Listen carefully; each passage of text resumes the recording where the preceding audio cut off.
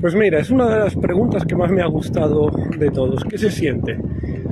Tranquilidad y siempre esa intriga en el estómago, como bien dices, que lo mejor todavía está por llegar. Son muchos años de esfuerzo que llevo en el trading. Sabía en todo momento que iba a llegar a ser trader profesional. Sí que es verdad que la expectativa de, oye, dirigir un fondo de inversión y situarlo en número uno del mundo en renta variable, pues digamos, no voy a negar que ha sido superior luego la realidad.